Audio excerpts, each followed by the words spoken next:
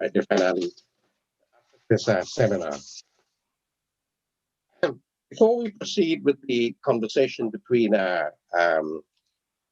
Professor Bates and Khal Torabully, let me thank the philanthropy of Ameena and Satar Gafoor, and the intellectual input of Roger van Zwannenberg, who's chair of the Pluto Educational Trust, enabled the recent creation of the institute, the Ameena Gafoor Institute for the Study of Indentureship and its Legacies. I wouldn't expatiate on the work of the institute, but if you go to the website ameenagafoorinstitute.org, you'll find out much more.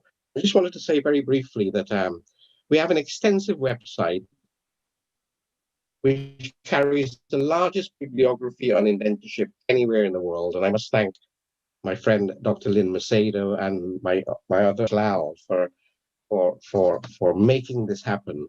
We have an oral history project run by Arlen Harris. We have a journal of indentureship, peer-reviewed, which comes out in May, the first journal of its kind. And the editors are Dr. Maria Del Pilar Caladine, Professor Amar Wahab. Maria is in the Institute of Commonwealth Studies. Professor Amar Wahab is in York University, Toronto. Professor Tao Lee Goff, Cornell. We also have an international conference in May, which Maria Del Pilar Caladine is organizing. And earlier today, I had a Zoom meeting with Cambridge University, and they agreed, after many discussions, today, in principle, to setting up a professorship on indentureship studies, pending funding, obviously.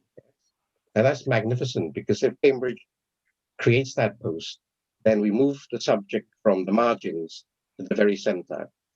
And Cambridge are very serious. So if you have a couple of £1 million in your back pocket, please contact me. It'll be a professorship possibly named after a donor. The Institute also has a set of extraordinary honorary patrons. I'll just mention their name: Dr. Patricia Mohammed, Rodney, Dr. Patricia Rodney, who's the widow of Walter Rodney, Professor Uma Jupilia Mestri, who's a professor at Cape Town University, and is the great-granddaughter of Mahatma Gandhi. So it's great to have a Gandhi on our boat. Claire Short, who was the former cabinet minister in the Tony Blair government, Professor Bridgelal, who practically created the study of indentureship the time he was a little boy, Lord Bhikkhu Parekh, who was a professor at Hull and many other distinguished positions he had, David Olusoga, who is undoubtedly Britain's leading Black public intellectual. He made a film on indentureship many years ago. Tony Huck, who was the senior special advisor to the Director General of UNESCO, and of course Khal Torabully, who is present today. Before I move on, let me just thank Eve Panoram, the Ameena Gafoor Institute administrator, and Danielle Harris Vajda. Have I pronounced it right? Vajda, right? No, I pronounced it wrong. Well, look, I just call him Danny Boy anyway. Yeah, the two of them, Danny and Eve, have been doing all the technical things to make this event possible. So it's a 60-minute session, 30 minutes of conversation between Professor Crispin Bates and Khal Torabully, and then 30 minutes questions and answer. And the second session, the conversation and Q&A will be chaired by Dr. Juanita Cox, who is from the Institute of Commonwealth Studies, who's just about to embark on a major AHRC-funded project on Windrush and the Windrush scandal, and who co-founded and co-organizes the Guyana Speaks educational seminar series. Terrific piece of work. And she's also, by the way, modestly the world's expert, if I may put it like that. If I could understate it, she is the world's expert on Edgar Mittelholzer, the Guyanese Caribbean novelist. She's written a big whopper of a book. It's so big you can't swat flies with it easily. She's an expert in her field. Before we engage in this conversation, let us bring up our buddy friend, one of the most brilliant flautists from Guyana, from the Caribbean, Keith Waite, who is performing this music specially for us. Thank you.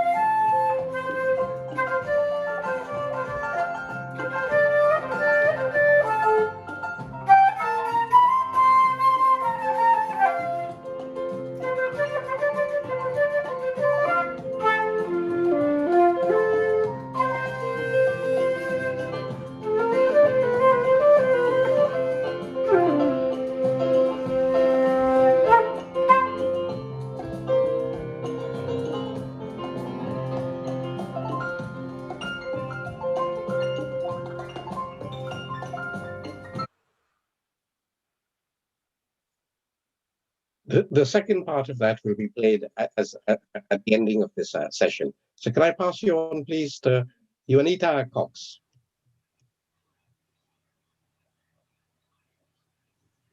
You have to unmute. You have to unmute. Yeah, thank you so much, David, for the introduction. And that was lovely listening to Keith playing Sahani Rat. So to introduce the two speakers, I'm going to start with Crispin Bates. Crispin Bates, a Cambridge graduate, is Professor of Modern and Contemporary South Asian History at the University of Edinburgh, and a Fellow of the Royal Historical Society, as well as Fellow of the Royal Asiatic Society. He is also founder and director of the South Asian Institute of Indian Ocean Studies at Sunway University, Malaysia. Among his many publications are Subalterns and Raj, South Asia since 1600. He co-edited with Marina Carter a volume entitled Mutiny at the Margins, New Perspectives on the Indian Uprising of 1857. Khal Torabully is a poet and theorist Born in Mauritius, he studied at the University of Lyon. After studies in comparative literature, Torabully wrote a PhD thesis in semiology of poetics. He is highly influenced by the work of European thinkers like Umberto Eco and Giulia Kristeva. His several books of poetry include Aprovasi Gad, Indentured Imaginaries, which carried a preface by the President of Mauritius. His poetry has won several literary awards, among which Lettres Frontières, Switzerland, Prix du Salon du Livre Insulaire, France, and Prix Massive, France. His scholarly publications include Coolitude, an anthology of the Indian Labour Diaspora, co-written and co-edited with Marina Carter. Khal was instrumental in successfully lobbying UNESCO to adopt a major project entitled the International Indentured Labour Route. And just before I pass over to our discussants, I just want to say that if you have any questions, because there's so many people already online, rather than raising your hands to speak at the end of the talk, please just put your questions in the chat section, and then I'll be able to relay them to both speakers. So as I say, we're going to have 30 minutes with the discussants and then 30 minutes for Q&A. So over to you, Crispin and Khal. Thank you. Great, thank you very much for that introduction. I would like to mention that Khal is also the honorary patron and advisor on international relations at the Ameena Gafoor Institute, and it's thanks to him that we have just signed a memorandum of understanding between the new Ameena Gafoor Institute and the Center for South Asian and Indian Ocean Studies in Malaysia, which is the first of its kind in this part of the world. So thank you, Khal, for arranging that, helping to arrange that. But I'd like to first of all ask you about how you began your journey of exploration into the history and poetics of indenture. You were born in Mauritius from a Trinidadian father and a mother of a first-generation Mauritian from East India. Your ancestors were indentured, but you ignored all of this in your ancestry until you wrote Khal Torabully in 1989.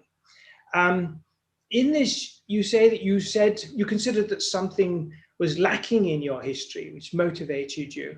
And you stated that there was a silence in the archives that you found upsetting. What was it that motivated you to, can you say more about what motivated you to address this lacuna at the age of 33, when you first started writing on this theme? Well, first of all, I would like to thank the Ameena Gafoor Institute for hosting this event, and the CIOS of Malaysia, headed by Crispin Bates, for associating with this event. I am really humbled by this launch because it is the first virtual book I am launching, and it is a virtual launch, but with a real message from a president of Guyana, which is an act of faith in this pandemic, because this means we have to go on proposing ideas, creative thoughts, even if we are living through difficult times. So thank you, Professor Bates. I know it's 2 or 3 o'clock in Malaysia, so but I see you are buoyant with energy, and I think you can go around the clock. I wish I could have the same accent in English as you, as your French accent, when you said Khal Torabully, but you know, as I come from the Francophone world, I would try my best. Well, to address your question, I would like to say that I was born in a British colony, which achieved independence in 1968. So I was taught British history.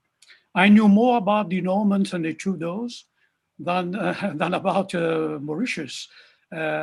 Indenture was never mentioned in my curriculum, never. So when I went abroad for studies, there was the bicentenary celebration of the French Revolution one day, And this struck, this struck me because it was a global narrative. And I say, where do I fit in? What is my own narrative? What is my own history? And then I started, reading. There was not internet at that time. I tried to go to get some books, but there were really a scarcity of sources, you see. So I knew that I came from Indenture, that my father was a Trinidadian sailor who came from Port of Spain. His ship was wrecked in the territorial waters of Mauritius. So there are two parts in me. As a Mauritian of the first generation, my mother came from India through indenture, her parents, her grandparents, and my father's grandparents also came from India, but west of India through indenture. So I'm a kind of a fragmented self without a link with my history. And that is why I started thinking of recuperating my history, my memory. And this is the beginning of writing about Coolitude in an archipelagic way, linking the Atlantic, where my father came from, and the Indian Ocean, where I was born. Okay, so you chose to address this problematic of the dislocated self through indentureship in a poetic way, or rather poetologically. But how does one write history when there was nothing, almost nothing known to you about this period? Well, I believe when there are silences of the archives, one has to use imagination in a way. But I had to find, as you mentioned the word poetology, what was a balance between knowledge and poetry. So it was writing through the archives. And okay, I found a few books here and there.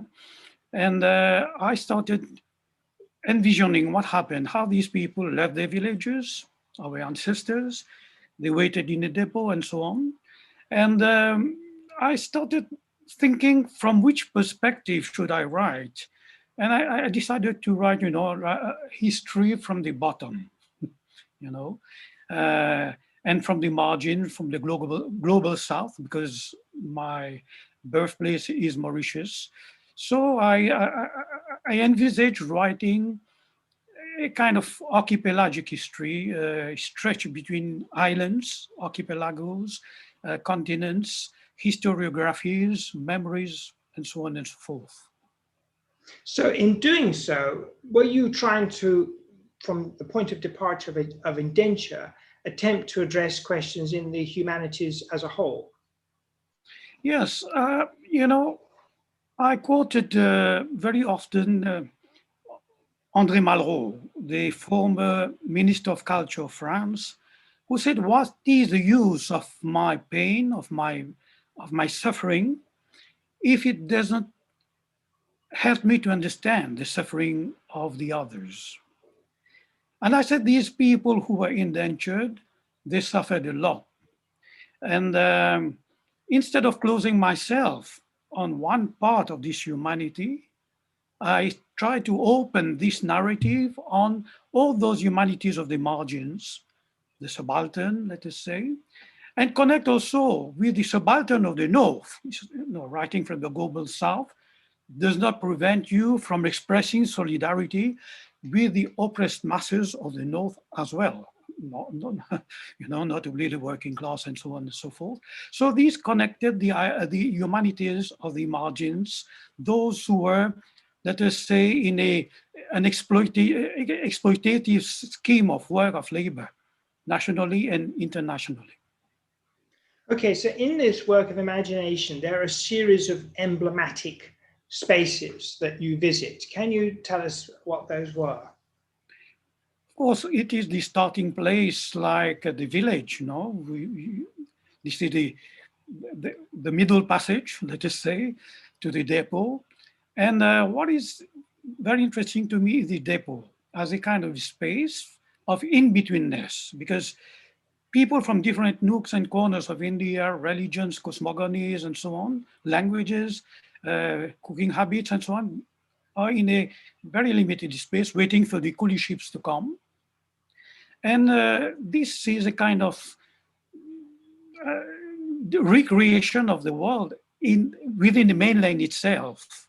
So this is interesting for me, how these people mix before crossing the sea. Then, of course, the second emblematic space is the ship itself, which is for me a kind of moving matrix on the ocean, on which, in a very limited space, people are, discovering maybe for the first time the sea, the ocean, which is a very scary adventure. How they negotiate new solidarities on board, this Jahaji Bai and Jahaji Ben, paradigm. And by the way, I wish to greet all of you, because in this pandemic, we are all Jahaji Ben and Jahaji Bai, brothers and sisters of the ship. And I like this metaphor a lot. So the ship, with its limited amount of freedom for the indentured persons, and they could watch, you see, the stars, for example, Indian people loving astrology. These were, I want to say landmarks, but sky marks, maybe, even if they change along the way, they kept. They had a way of seeing, even in the midst of intense suffering, maybe, or maybe hope for a better life, they could also see the beauties of the sea. And then, of course, the depot, when they reach, the hosting country, and the plantation, which is also another place of social experimentation and cultural experimentation.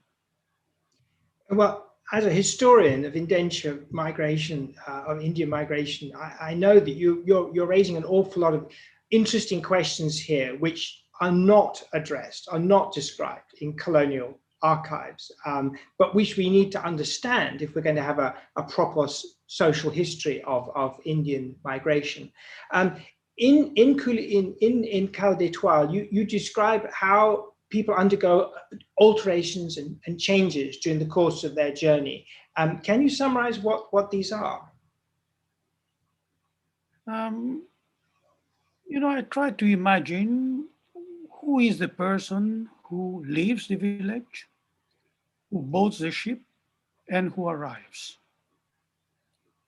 I mean, this is a trilogy that concerns every person traveling.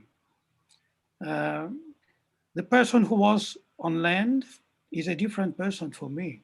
Person traveling is a different person. And the person arriving is a different person. This enables me to chart these moving mental cartographies within emblematic spaces. So fundamentally, writing Khal d'Etoile Coolitude was charting, these questions, interrogations, hope that every human being is confronted with when, especially in the 19th century, traveling on board of a ship. And this is something universal, I believe, through this approach of indenture. Okay, so after Khal d'Etoile, you wrote articles and other books, some 25, and this e-book, which we're celebrating today, amongst other things, is your 26th. This Coolitude anthology number 2 comes after the book Coolitude, first co-authored with Marina Carter in 2002, which was published in a series which I edited then for Anthem Press. That was some 19 years ago. It was around a time when indenture first began to emerge as an autonomous discipline of its own, questioning its marginalization in academia and mainstream history. The book Coolitude, co-authored with Marina Carter, was welcomed as an innovative approach to indenture studies, and it became a key academic reference, bringing new perspectives into the field. Can you summarize in just a few words what this first anthology of 2002 focused on? Yes, this book was co-written with Marina Carter, and we addressed indenture with, let us say, the subaltern voice, the subaltern perspective, giving voice to the coolie or indentured person through letters and petitions. We also had a wide corpus of literary text which engages with indenture. And of course, the book ended with an interview where there was some theorization about inclusive indenture. The idea at that time, as you rightly stressed, was to bring, this paradigm of indenture, which was a bit marginalized, as you said, in mainstream history, also from India, because at that time that was a bit invisible in Indian historiography. So we wanted to make the discipline emerge as an autonomous discipline, and I think it is something that worked. So this new anthology is available as a Kindle book, as a digital ebook. You can buy it, I presume, from Amazon. Is it a continuation of the first one, or are there new elements which you've chosen to focus on 19 years later? We this time have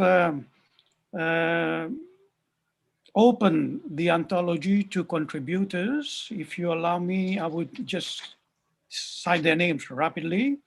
Ladies first, we have Nira Wickramasinghe, Françoise Lyonnais, Banmati Ram, Christiana Bastos, Meg Samuelson, Renluca Maharaj, and the gentlemen of Satyendra Piatam, Tang Jin Tai, Christopher Balenji, Rauf Oderat, and Chandra Mohan Sachanathan.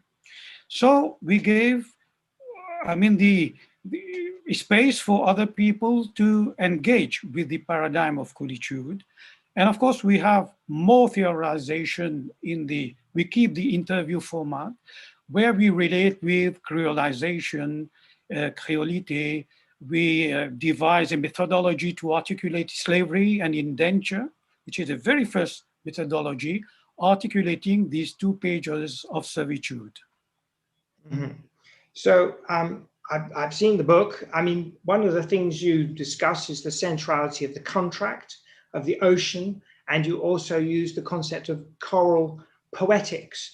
And you highlight the concepts of inclusive indenture and inclusive historiography. Can you say a few words about these 2 points?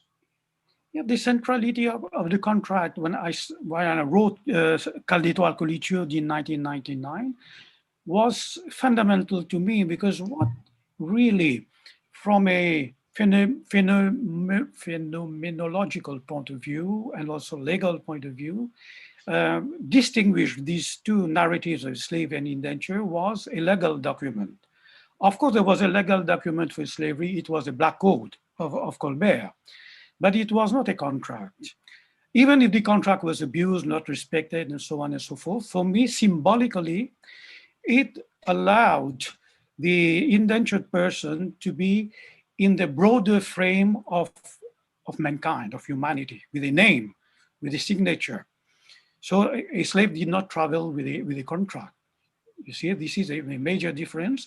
And of course, we spoke about this oceanic centrality that makes the history of indenture more fluid to us. Also, we try to bring into focus that inclusive indenture means addressing diversity within indenture itself. The minorities, for example. Sometimes we had a kind of narrative of indenture which, left in the margins the minorities of indenture. I think it is very important to remind one that the India that was traveling through indenture were the Indians. They were Corallian, mosaic Indians from different parts of India, you see? So they had a diversity intra-indenture, and inclusive indenture also means we can communicate, interact with other humanities through slavery, creolity, and creolization, for instance. Okay, so writing from the global south, you say you develop a phallocentric perspective, moving away from the terror-centric approach of mainstream historiography. What are the heuristic implications of the centrality of the ocean within Coolitude? Well, writing history from the sea, which the book Khal Torabully is in three parts. The book of departure, the book of the voyage, and the book of arrival. And you can read the book in both directions, which brings about the idea of a cyclical history. Writing from the thalassocentric perspective allows me to envisage pan-indenturism, for example, the different narratives of indenture in Mauritius, Réunion, Fiji, Trinidad, Guyana, and so on and so forth, because it is a global page of history, and it must be envisioned, I believe, and because indenture studies now are gaining, traction, we have to relate to these different narratives. These are instant examples, of inclusive indenture. And of course, we will address this point later. When UNESCO had 2 memorial sites in Mauritius, we had a practice developing these interactions between the pages of servitude. You very interestingly developed a poetics of the coral as a metaphor for indenture, which Nero Wickramasinghe movingly evokes in the conclusion of her recent book, A Slave in a Palanquin. What does the coral bring in relation to the rhizomatic poetics of creolization that you describe in plantation societies? Well, in the Francophone world, Edouard Glissant used the rhizome as a metaphor of creolization, as a series of nodules that have equal value. This portrays the idea of relating with entities within a, let's say, multicultural or hybrid society. But I had some problems with this metaphor of the rhizome, because you cannot watch it in its living habitat. The rhizome can be predatory. It is proved that, when rhizomes grow, they destroy other botanic species. And this negates the idea of equality in the relation. So I try to imagine, writing from the sea and even from the bottom of the sea, a metaphor for indenture, which is the coral. The coral offers the possibility of being watched in its living habitat, as you know. It is both soft and hard. And it is made in a symbiotic way through the constant negotiations between the phytoplankton and the zooplankton on a 50% basis. If there is 51, there is no coral. I cannot find a better metaphor for cultural negotiations in an egalitarian perspective. And furthermore, the coral enables me to articulate 2 diversities. The coral is the seat of biodiversity in marine life. And it is also, for me, the seat of cultural diversity. Why? If, for example, the Amazon forest is burnt, chasing away these first peoples, they say the first, let us say the tribes living in the jungle, these first peoples, the cultural diversity of these places is threatened. And a consequence of this disappearance of cultural diversity is the biodiversity is reduced. So I know you have some questions with this word Anthropocene. In the Anthropocene we are living nowadays, I think it allows us to have a metaphor showing the fragility of cultural diversity and biodiversity, which are both linked. So the coral for me allows us to envisage having roots of the past, open to roots, to currents. And I think this is a dynamic of indenture, of inclusive indenture. Well, as a keen diver myself, I I've swam in many coral reefs around the world, and I found your use of this metaphor extremely evocative. Now, you've been associated with a number of important landmarks of indenture and slavery. And you were at the launch of the UNESCO slave route, and then later at the inscription of the only site related to indenture in the world, the Apravasi Ghat in Mauritius. How have these two events impacted upon your writing? When I started writing in 1899, I had no idea of what the Coolie Ghat, which were renamed Apravasi Ghat afterwards, was, because I did not know my history. When I started writing, I got interested in, markers, let's say, of memory, markers of history, of culture, and so on and so forth. And then I was interested in, I knew Mauritius was trying to get the Ghat classified as World Heritage by UNESCO. And I was there in some brainstorming sessions with Sachin Rapiatam, at the Apravasi Ghat and other persons. And the Ghat was World Heritage Site, which was fantastic for us, because through the methodology we were evolving, the theories, then ultimately we had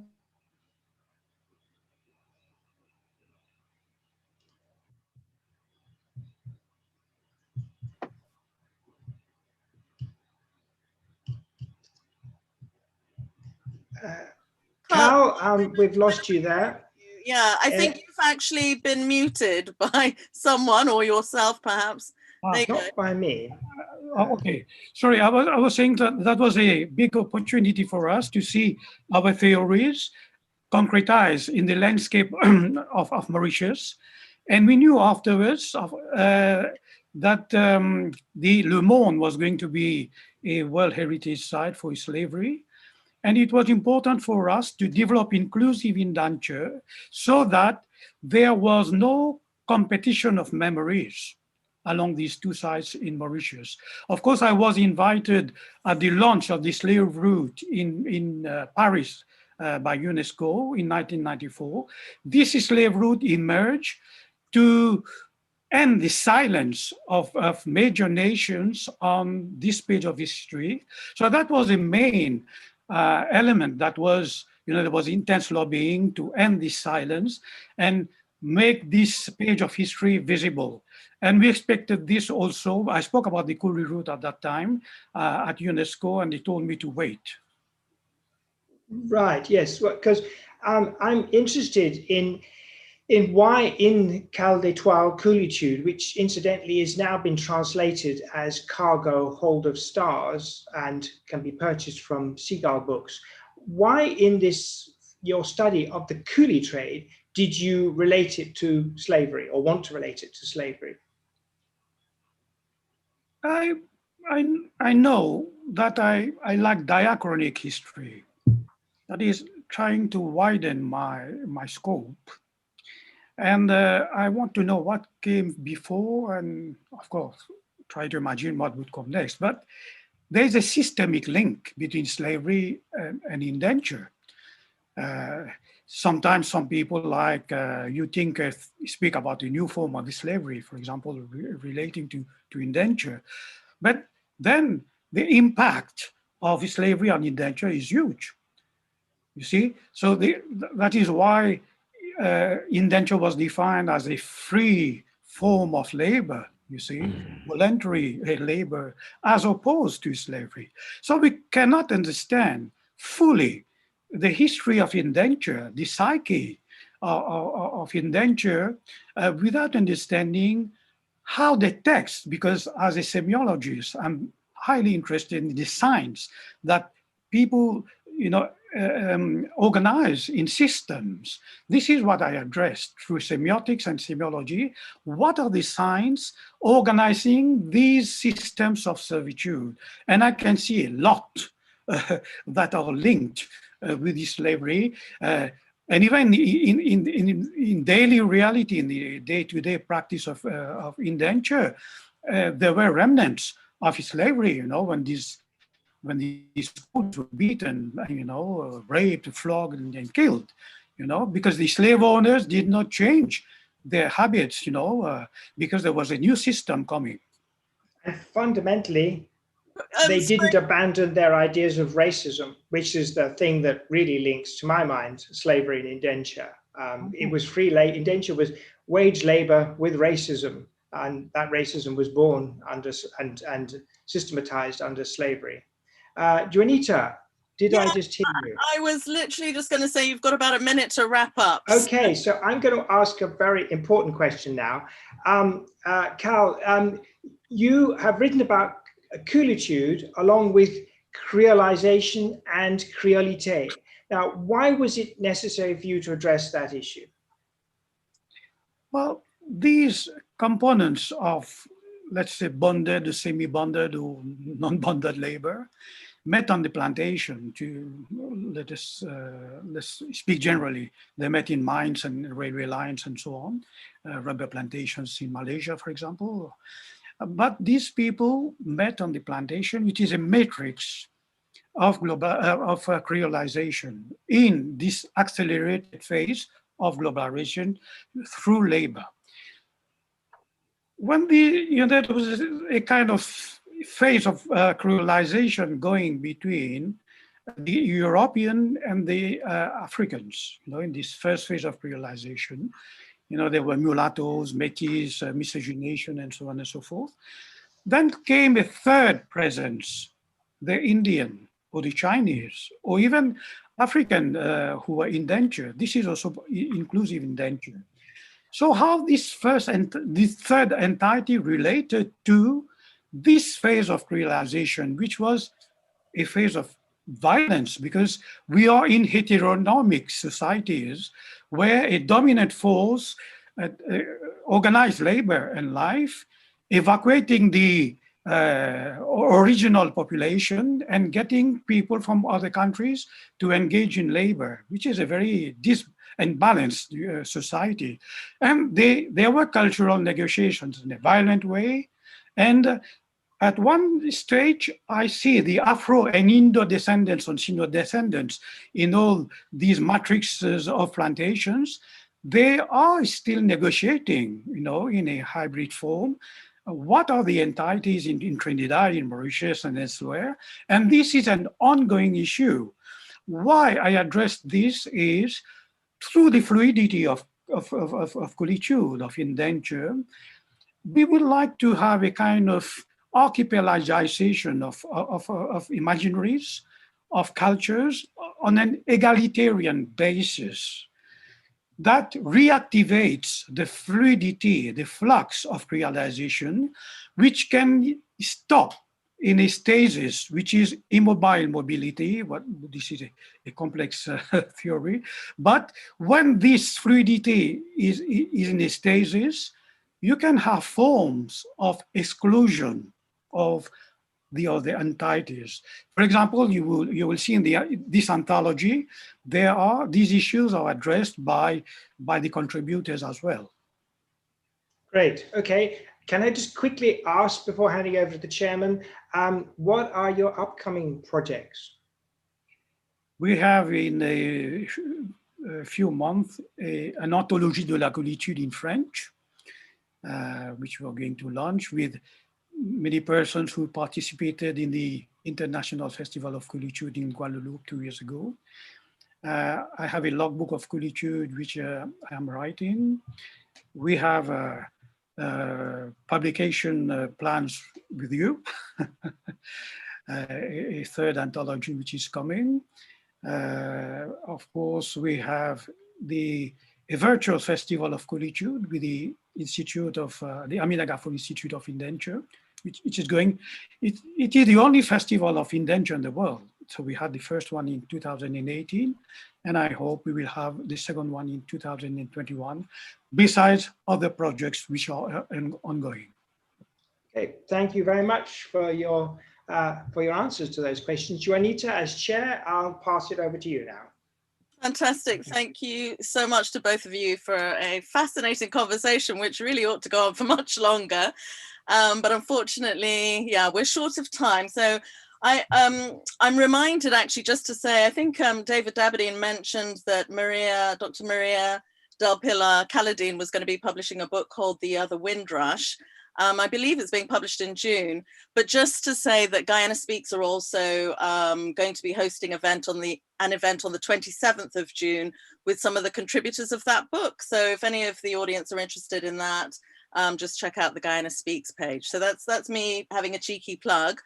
The first thing I really wanted to look at was, I noticed it's not so much in the Q&A section, but in the chat comment, there's been a lot of talk about the term that you've chosen to use, Coolitude. And I wondered if you could just say something about why, given the context of, we're living in a time when a lot of people see the word coolie as a derogatory word, why you chose to use that and turn it into Coolitude as a word that you would use within an academic kind of context. If I could... As a semiologist, I give importance to signs that are used in discourses. I did not invent the word coolie. And when I use the word coolitude, I am not saying that you have to be a coolie or I am offending anyone. The very first batch of coolies, among the most important ones, were the hill coolies.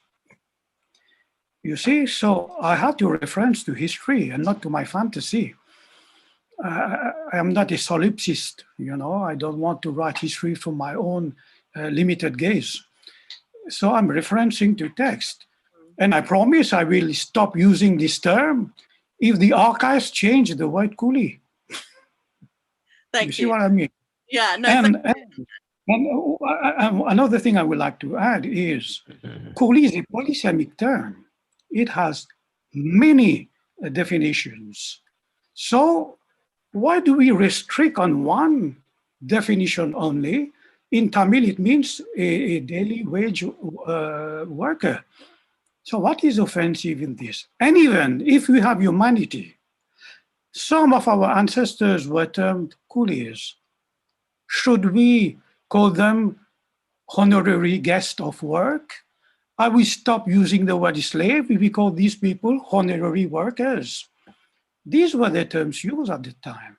But I want to say, I use the term to give dignity to those downtrodden people. We have to be proud of them instead of being ashamed. If we are ashamed of them, this means our approach of the past, of history, is we have to move forward and go beyond the wound, and go beyond the suffering. This is what I understand, that this can make some people suffer. But then if somebody treats me a coolie, I say, what? I'm proud to be a coolie, you see? And I want you to go beyond this word because I use coolitude, as David Dabadine said, I'm quoting him, the virtue of coolitude is it enables the coolie, the subaltern, to enter the realm of ideas. So I think you have to stop pinpointing, a finger points at the moon, see the moon. Don't look at the, you don't see what is the span of, of what these terms open to. And, just limit, the small detail, coolie. I am also, trying to open this idea that from the lowest people, we can make humanity. And when we disregard these people, our own humanity is not complete. So please move forward. No, absolutely. Thank you for explaining that. I mean, I think a few people had raised that it was probably within the historical context, but I just wanted to get it out of the way. The other thing is I just want to say welcome to so many people, because I can see that there's a lot of people from Mauritius, Trinidad and Tobago, Belize, Guyana, St. Vincent and the Grenadines. So it's really wonderful that you're all here to join us. So I'm now going to go into the Q&A. And I've got a question here from Kyle, which is addressed to you, Khal, which says, when you use the word subaltern, are you describing all Indian indentured laborers and their descendants, or specific demographics within that group, i.e. lower castes or women, etc.? Well, it is a broader paradigm for me. maybe I relate this to, in the term of discourse, the dominant discourse, the logos, and the one who is inaudible, invisible, downcast, downtrodden. And it can open to any subaltern. You know, if Gayatra Spivak asked the question, can the subaltern speak? In a different context, speak about women. But I think in this perspective of inclusive indenture, the subaltern can speak. Lisa Yun wrote a book about the coolie speaks in the USA, about Chinese coolies. The Coolitude enables all the subaltern to speak. I like the idea of a systemic relation to subalternity or subalternness. I relate this to all these people who are exploited by labor, which is a global phenomenon. Nowadays, we speak about new slavery. We can speak also about new coolie trade or new indentureship, because there are different forms of exploitation, and all these people who are exploited, they are politically marginalized, economically marginalized, are subaltern for me. Thank you for that. So the next question comes from Alison Stahl, and she says, is there anything published specifically on places, spaces of indenture through the lens of the depots, logis, factories, houses of worship, etc.? That's Khal, please. I did not understand the question, sorry. Is there anything that's been published specifically on places, spaces of indenture through the lens of the depots, logis, factories, and houses of worship? Well, I do not know a specific book. Maybe Crispin can help with that. I can answer. Many studies cover these emblematic spaces. Crispin, it's up to you. Yeah, there's a book coming out very soon from Reshad Dogahi, which is studies precisely comparing spaces in Fiji and Mauritius and the depot. He's contributing in the next Coolitude anthology. Yes, he's very active. This book's being published by Cambridge University Press probably later this year. So, Reshad Dogahi. Perfect, Reshad Dogahi. Thank you very much. And another question from Arlene. I think you've covered this, but she says, how does Coolitude challenge narrow concepts of ethnic identity? Of course. When I speak about inclusive indenture, in the anthology, I try to de-ethnicize the idea of slavery and the idea of indenture. For example, Crispin knows this well. The very first slave who marooned in Mauritius was an Indian woman. The very first slave in Roino Island was an Indian boy who was bought by a Jesuit father, Jesuit priest. So a slave can also be an Indian. I think the Indians must open to this invisible part of their past. An indentured person can be Africans and Europeans as well. We're speaking about global phenomena and exploitative labor. Of course, there's racism.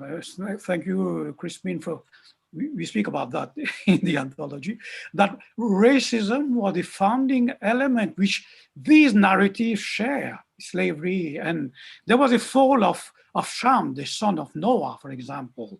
You see, the father of the church, Origenes, spoke about the color of the skin of Shem, who was to be the servant of his brothers.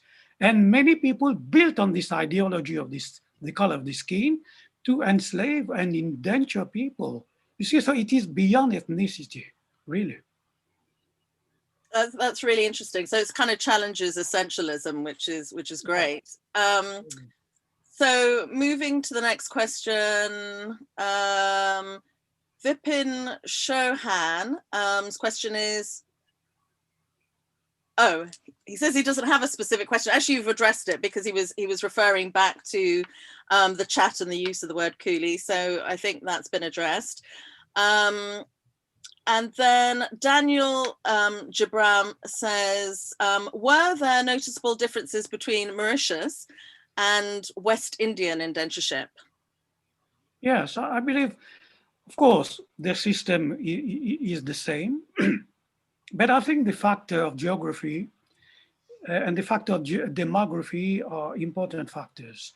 When I went to Guadeloupe and Trinidad, for example, I could, sense a culture of dereliction because these people were very far away from the, let's say, the original land, the atavistic land. And there was something that was lost that you could feel, you see. I was very impressed by this. And because there were fewer people who were indentured and interspersed between other populations of emancipated slaves and so on and so forth, it was really difficult for them, for example, to keep some elements of their culture. But of course, there was an element of acculturation, but they also kept elements of their culture and creolized and so on and so forth. These are for me the two fundamental elements, the amount of people entering a country. And Mauritius is the only island in the world, I would believe, where the indentured people became the majority of the population. And you know that the first Prime Minister of Mauritius was the grandson of a coolie. That's interesting. So I'm just looking at a few questions that again are echoing. Kazraj Maharaj says, as a third generation child of the indentured in Trinidad. Yeah, he's talking again about the C word being offensive, and you've answered that. Okay, you've answered the next question as well. Okay, so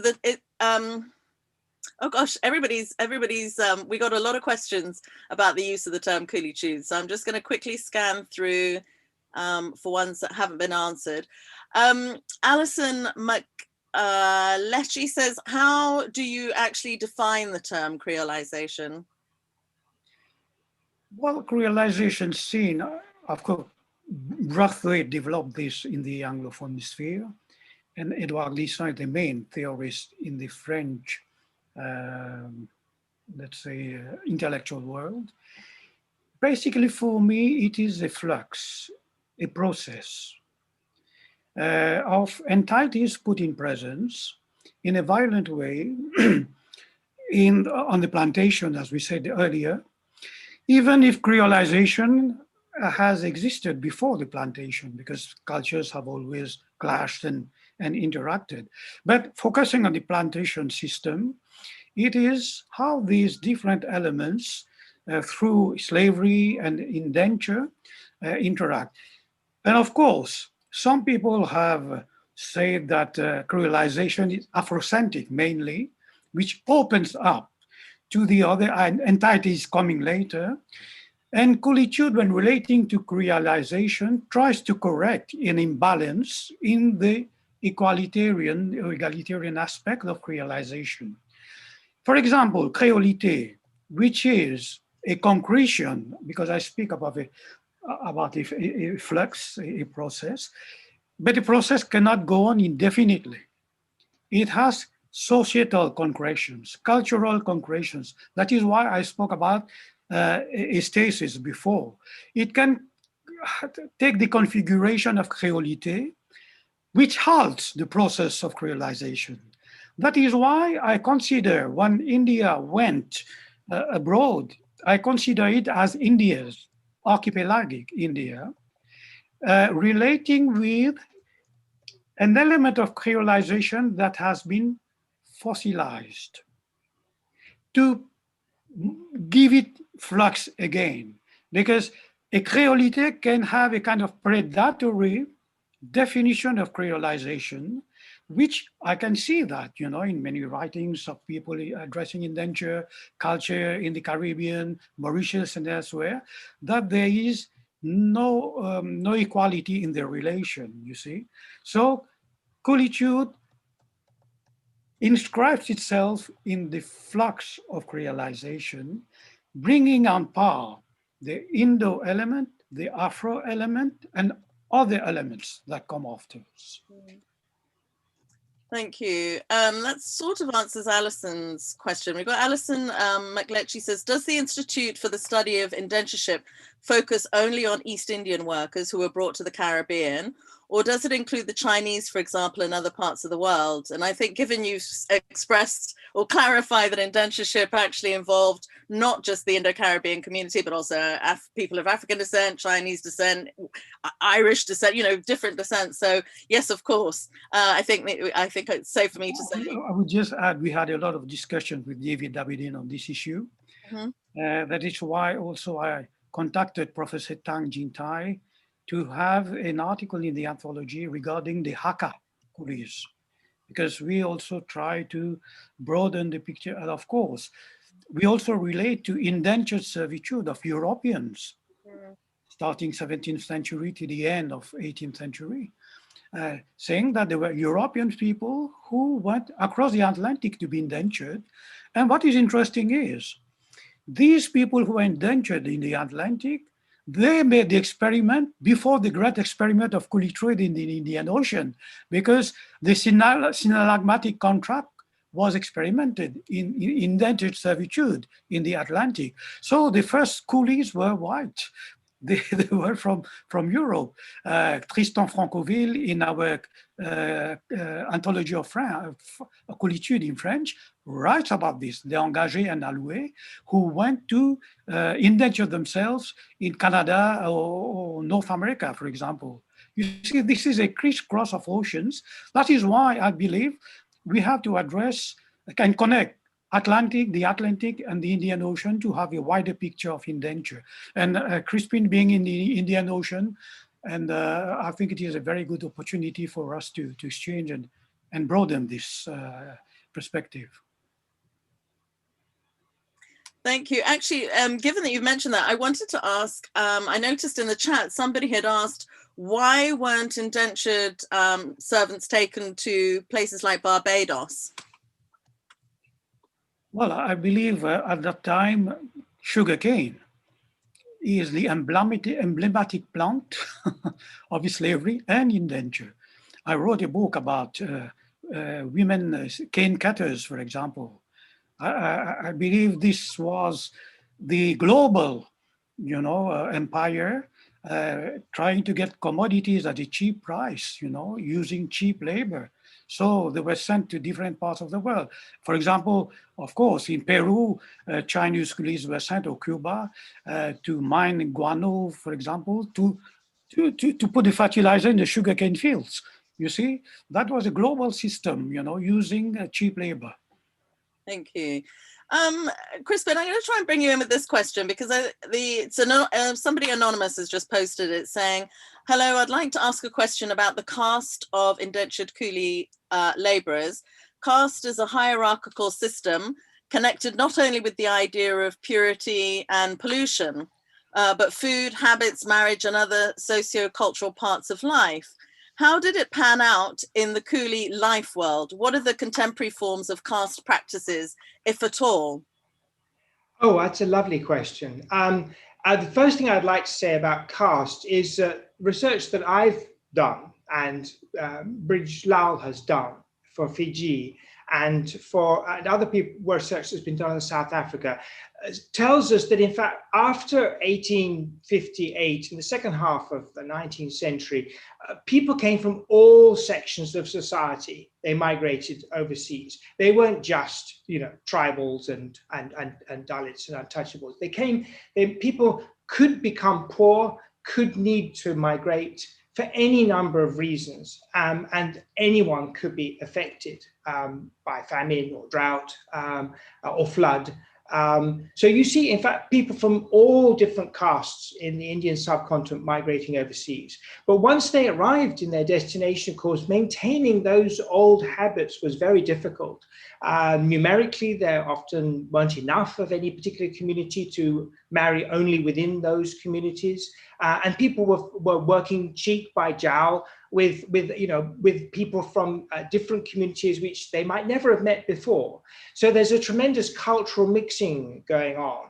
And gradually, a lot of those prejudices and superstitions, they evaporate. And it is true that caste does persist. There are there have been new forms of social discrimination have been created in the diaspora, and some people do feel very disadvantaged and treated, as if they were Dalits, even if they never were. They might feel that kind of discrimination, but it's nowhere near as extreme as that in the Indian subcontinent. And of course, escaping caste discrimination, as well as religious discrimination and gender discrimination, these are all very important reasons why people migrated in the first place. So they weren't keen to reproduce these practices overseas if they could possibly avoid it. Crispin, can I just ask though, in terms of territories like Guyana and Trinidad, how did caste intersect with racism? With colonial sort of racism. How did that kind of shape the Indo-Caribbean view towards the Afro-Caribbean view? Well, my expertise is more on the Indian Ocean than on the Caribbean. But my impression is that that Indian migrants soon came to enjoy a kind of privileged position in the hierarchy of colonial society compared with ex-slaves. And indeed, Indians also, not only, of course, laborers, but also traders and merchants migrated too. And they could become very influential within society and important an economic power in many countries. So that gave them an influence, over the British that, of course, the former slaves never had.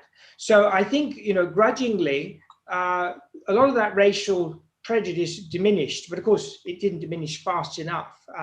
And that's why this term coolie was resented for a while in the 1920s and 1930s in the struggle for freedom from colonial rule, because people at that time saw it as a kind of a derogatory term because they had actually achieved social progress. They had moved on from being laborers to becoming clerks and shopkeepers and school teachers and businessmen, even plantation owners themselves. So when the British used this term coolie to describe them, they found that very insulting at that time.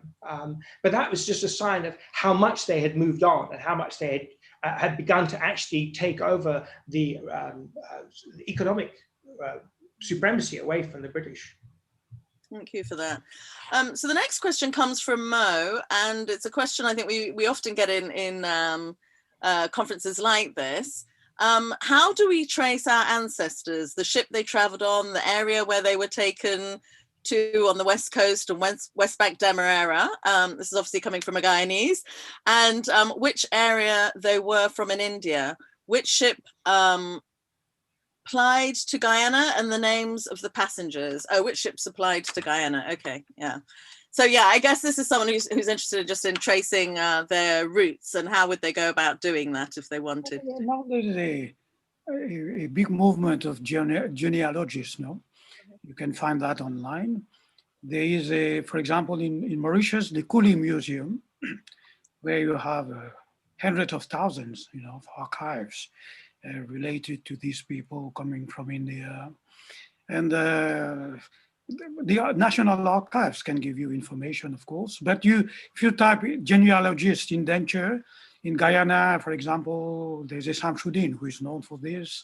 Renluka Maharaj, who contributed to the book, he spoke about these genealogies to me. People in Guadeloupe are now getting interested in retracing their roots and so on and so forth.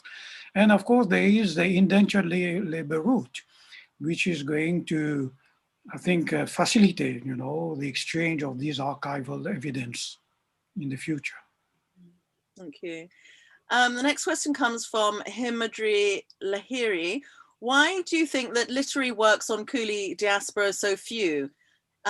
Is it not unusual since it originated in India? I'm not quite sure about the second part of that, but yeah. Why do you think there are so few literary works on the Coolie diaspora? Sorry, I could not hear. I think the core of the question is, why do you think that literary works on the Coolie diaspora are so few? This is something we address in the first anthology. These are strategies of resistance in slavery we had a four forms of resistance, and in indenture we had different forms of resistance. But basically, I established a comparative typology, saying that, for example, the coolie has a strategy of withdrawal, and he was a semanticist. His resistance was through petitioning, trying to change the law because he had a contract. Broadly speaking, the slave and the descendant of the slave invested the signifier, the text of literature, of poetry, music, stories, tales, and so on and so forth. Whereas the coolie was a semanticist, more maybe concerned with the law than with literature. And the silence of the coolie in literature was astounding until, let's say, the 60s, 70s in Mauritius, because we are more related to the signified, let us say broadly, of the contract, because we have to understand the meaning of what was written there and question if there were abusers. We wrote the mati, the land. This is our writing in the landscape, for example, and we may be kept off, from other debates, trying to evolve socially, economically, through acquiring land, for example. We recreated our small villages with the baitka, the madrasas, and so on. There were other issues we addressed creatively, because that was a kind of negotiation when you are abroad.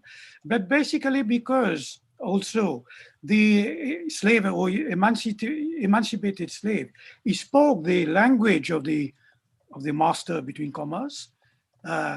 He invented Creole, co-invented Creole with the dominant. He or she was more at ease in literature. Most of the indentured persons, they have their languages, Bhojpuri, Urdu, and so on. And they understood English, some of them, but they had their text already. They came with the Bhagavad Gita, they came with the Quran, they came with the Ramayana. So the culture was not totally disrupted. So there were, I think, not the sheer need of recreating a kind of literature, which is the way of positing your humanity through an aesthetic space.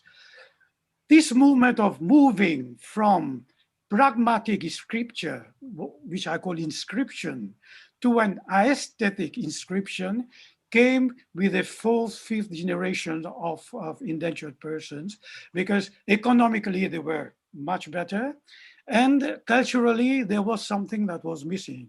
But I suspect we will have a lot of text coming from the literary, poetic, and art world. Just watch in the next 10 years. Yeah, no, I completely agree with you. There's a lot of people already beginning to work, doing a lot of work on indentureship. And there's a question that comes from Kumar Mahabir. Actually, I have to say that we've got like 37 questions, and of course we're rapidly running out of time. But I just want to say his question is, if indentureship is systemically linked to slavery, why is there not a single Indian, Amerindian, Chinese, or Portuguese in the CARICOM Caribbean Reparations Committee? I don't know if this is a question for you, but maybe David will be more informal about this. I leave the question to David. Yeah, I don't know. David, are you online, or Ali? Do you want to answer that question? Yes, I'll be happy to answer it, which is I don't know. You don't know? Yeah, no, I mean, it's kind of, it's not quite the arena. We're not in the right kind of arena to answer that question. So I'm going to move on in that case. I can see where Dr. Mahabir is coming from, because reparations should be we should also try to be inclusive with regard to reparations, if at all, if it's practically possible. Yeah, I have heard sort of mumbles in the background about people thinking about having indentureship brought into the whole issue of reparations, but it seems like it's still early days yet before anything concrete happens. I mean, this is something complex. You see, Just last year, the European Union recognized slavery as a crime against humanity. Mm. Legally, when you have this term, crime against humanity, something can be started legally, a mode of reparation, you see. We are still far, and I don't know how philosophically we can envisage indenture. I know people from Réunion started to send, launch a petition asking for indenture to be recognized as a crime against humanity. This is an ongoing complex debate. Let us see what happens after. Thank you. I'm sort of skipping questions because I think we're going to try and pause in about 5 minutes so that we've got time to hear Keith Waite and also for David's comments. But there's a gentleman called Eric Heilschler. Apologies for probably massacring your surname there. But he says, thank you for the presentation. You mentioned the strong bond on the ship. Can we follow this bond also later onto the plantation or even after indenture? For example, people from the same ship had stronger bonds in comparison to all indentures in a specific former colony. Yeah, this is Jahaji Bai and Jahaji Behen bonds, the sea bonds.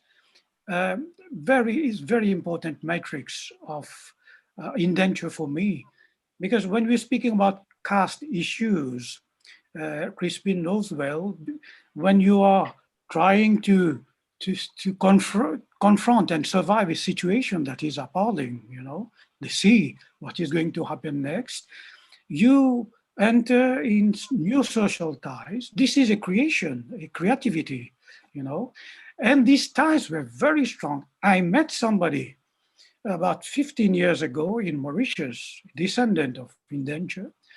He was a Muslim and his good friend was a Hindu.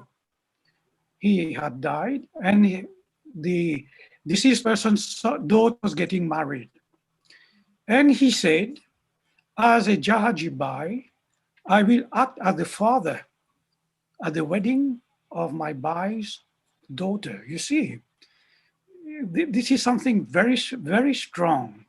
And this allowed these indentured person to enter new sociological patterns and move over socialist strictures. And that was a lasting bond in many, many, many cases. Yeah, I think that's and this is the basis of the humanism of diversity of Coolitude. From this, we can open to other humanities. David spoke about inclusive indenture. If our history does not enable us to go beyond racism, our own racism, and the racism of others, we have suffered for nothing. Excuse me to say this. We have to grow up in our memories and histories and interactions. And each and every one of us in this pandemic, we are on the same ship. We don't have another planet. We have still to wait for some time to be Jahaji Bai and Behen on board of a spaceship going to another planet, you see. But at this time, we have only one ship. It is the Mati, the Mother Earth. So we have to see, not oppose our memories, not compete in our suffering, but open up and build in this pandemic new forms of humanism and humanities. Thank you for that. I'm going to ask 2 more questions. And maybe Crispin, you could also answer this one. How do we situate globalized structures of anti-Blackness within the narratives of Coolitude? That came from an anonymous attendee, but yeah, how do we situate globalized structures of anti-Blackness within the narratives of Coolitude? Okay, I can give a very short answer to that, which is, I think the pain with which people relate narratives of the history of indenture is very strongly related to the pain which people suffer from in the present day of racism as minorities in their own country. So in countries like Mauritius, where Indians are a majority, economically very prosperous, very successful, there's quite a lot of pride in a lot of writing about India, their past and their roots in India, and also about their achievements. You go to Fiji, where now the Indians are very much a discriminated minority. There's nothing but regret. And I think that sadness is very much, the sadness is, and also particularly the emphasis on victimhood is very much related to the problems of the present in many societies. So those structures of racism do powerfully influence the stories that people tell about their past and how they remember them. Okay, thank you. And then a final question from Dr. Albert Williams. The question is, what other research do you see that scholars can do to expand the literature in this field of study? Khal? Sorry. So I'll repeat the question. So what other research do you see that scholars can do to expand the literature in this field of study? This is an ever expanding field, and I believe we have to work hey, Greg, just wanted to in a transdisciplinary way. I lost the image here. I find it. In a transdisciplinary way. I think what we call the lacunae of the archive, the silences of the archives, for example, can be addressed through art, through literature, through a body of science. This has to relate to our present, what we make of the past. So it has to, inclusive indenture also means opening to other social sciences, to human sciences, to history, connecting history, and all these other elements. We have, of course, I think, comparative studies to make between different geographies. These are porous geographies, mental geographies, physical geographies. A question was asked earlier, how does, for example, indenture in the Caribbean relate to indenture in the Indian Ocean? You see, this is a very interesting question because we have specificities. This is also the addressing indenture in a complex way. I think we have to move beyond the binary grids and see indenture as a complex phenomenon. And I believe indenture on the rubber plantation, they have systemic realities that are common, but also other narratives we have to retrieve, to dig out and relate, because all these fragments, the archipelagos of fragments we are trying to connect, in our indentureship, these fragments are very important to be connected. And now what is interesting, I know when in 1994, the slave route was made, we did not have the facility of internet. Now we can connect and share. We have publication, projects going on. You see, I see, for example, in the anthology, François de Lyonnais, he speaks about literature. Amitav Ghosh, how he addresses indenture from a decentered gaze, how he sees the history of Southeast Asia in a Sino-Indian perspective, for example. We change the gaze of historiography. This is also an interesting issue. How we relate with the global South. I address also the paradigm of transmodernism. How we write through transmodernism, transculturalism, intercultural dialogue, you see? And globalization now. How do, in semiotics, we address codes of culture in globalization. How peoples have codes.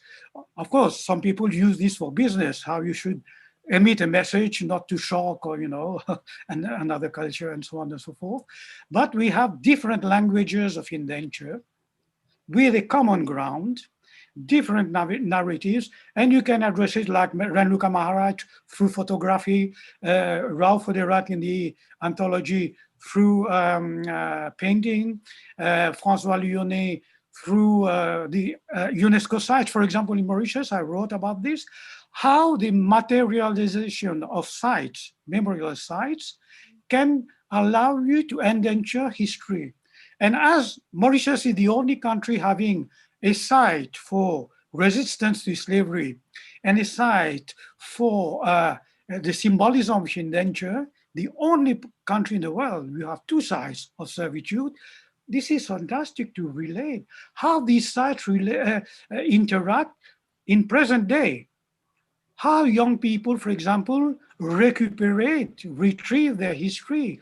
What is the significance of addressing indenture and slavery in a national narrative, for example, in nationhood, nation building?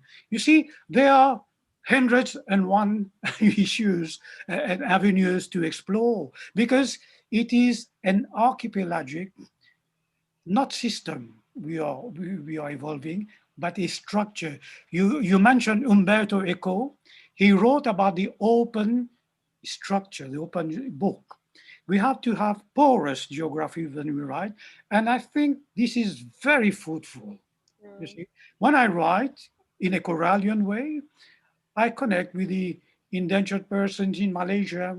When I was in Singapore, I could see coolies almost everywhere. Maybe Crispin, you've seen that on frescoes. You see, they are not ashamed to speak of the coolie ancestor there. You see, it is part of even the cultural tourism.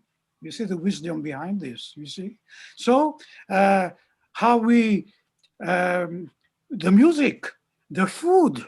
Food is very important.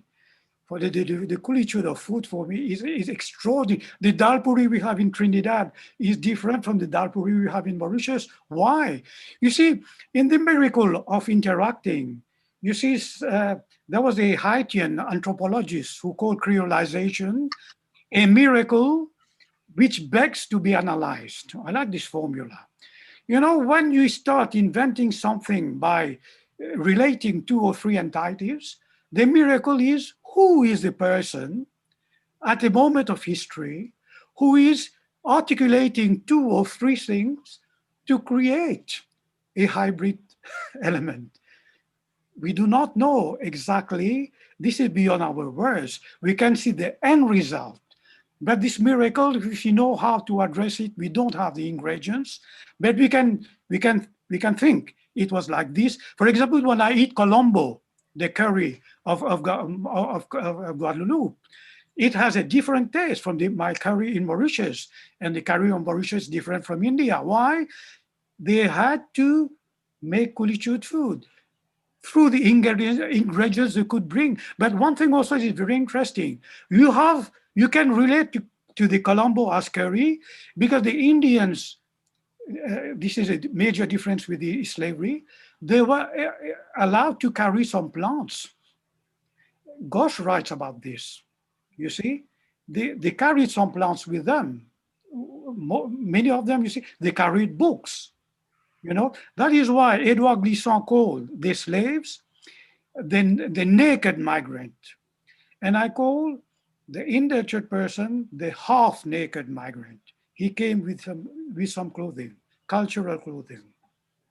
Thank you, Khal. You're reminding me actually of a previous Ameena Gafoor indentureship lecture in which one of the panelists was talking about the sort of geographies of indentureship. And I think his particular talk was on re-indentureship, which I thought was really fascinating, going from one indentured territory to another. So yeah, there's clearly a lot more to do. Dr. Albert Williams has just picked up on your point about plants and said, including marijuana, so possibly. Indian grass, no? Exactly. So, but if I can say thank you so very much to both of you for a really fascinating talk, and I'm gonna hand back, I should say, to David Daberdeen. So, thank you very much, both of you. Well, what can I say? I just want to thank Professor Crispin Bates and Khal Torabully and Unita Cox for this captivating session. Short time, pregnant with ideas, buzzing with ideas. I have to also thank Surya Devi, because she helps me sort out the screen. I'm not very technically competent. So today we've covered a range of subjects, right? We talked about the word kuli, we've talked about the concept of coral identities, about the centrality of the sea, we talked about porous geography, we talked about the relationship between negritude, creolization, creolite, and coolitude, and the ongoing connections and what dialogue is going on between the various ideas, concepts, which have all emerged from specific historical moments. I will just say to you, please go to the Ameena Gafoor Institute.org if you want to find out more about. We have a really comprehensive and up-to-date bibliography, works, including creative works, poetry and fiction and drama. So go and just go there if you want to find out who wrote what about what. Was there a book about a ship? Was there a book about articles in the depot? It's a resource there for you. So thank you again. And this is just the beginning. This is the inaugural seminar series. So what a great honor to have our philosopher poet Khal Torabully, and Crispin Bates, our very senior scholar on indentureship. So thank you all, and let's end with our friend, with our genius Keith Waite. Next time.